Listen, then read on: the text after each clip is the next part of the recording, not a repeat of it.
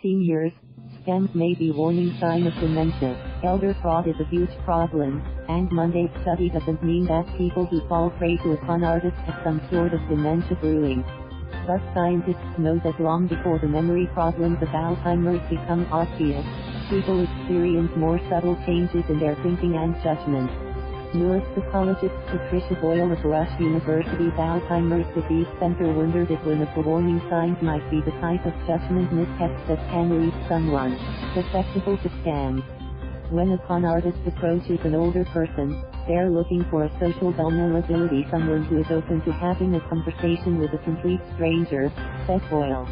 Then the older person must interpret the stranger's intentions and emotions, with little else to go on, in deciding whether to believe what they are peddling, she explained. To determine behaviors that could signal scams, vulnerability things such as answering the phone when you don't recognize the number, listening to telemarketers, finding it difficult to end unsolicited calls, being open to potentially risky investments, and not realizing that seniors often face financial exploitation. Boyle studied 935 seniors, mostly in their 72nd and 82nd, with no known brain problems, who were enrolled in a long-running memory and aging project in Chicago. They took a scam awareness questionnaire and then took yearly brain tests for an average of 6 years. During the study, 151 seniors were diagnosed with Alzheimer's and another 255 with mild cognitive impairment, sometimes a precursor for Alzheimer's. The participants who had what Boyle called low scam awareness at the study's start were more likely to have developed each of those conditions than seniors who were more aware of scam vulnerability. For a closer look, the 264 participants who died during the study underwent brain autopsies. Sure enough, the lower the scam awareness at the study's start, the more people had a buildup of sticky plaque in their brain that is a hallmark of Alzheimer's, Boyle reported in Annals of Internal Medicine.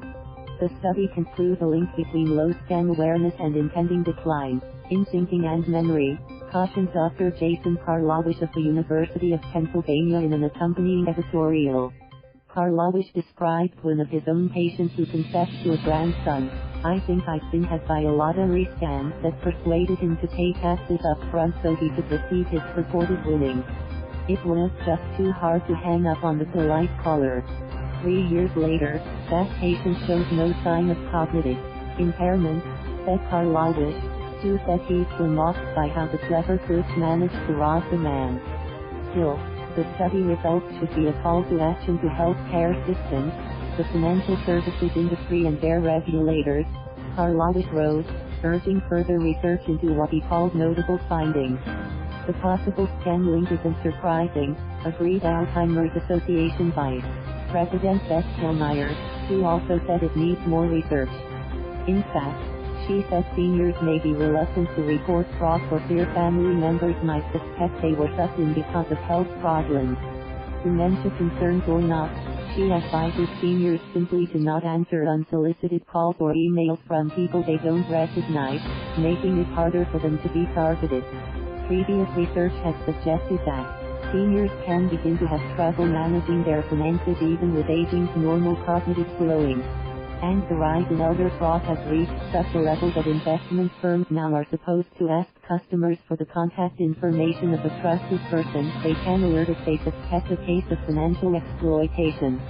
Just last week, federal agents broke up a Medicare scam that sold needed orthopedic braces to hundreds of thousands of seniors. And every tax season the government warns people not to fall for phone calls from IRS imposters that agency won't call for payment. As older people start making mistakes in financial, healthcare and other types of complex decisions, we do need to raise awareness and start asking, do they need some help? Boyle said.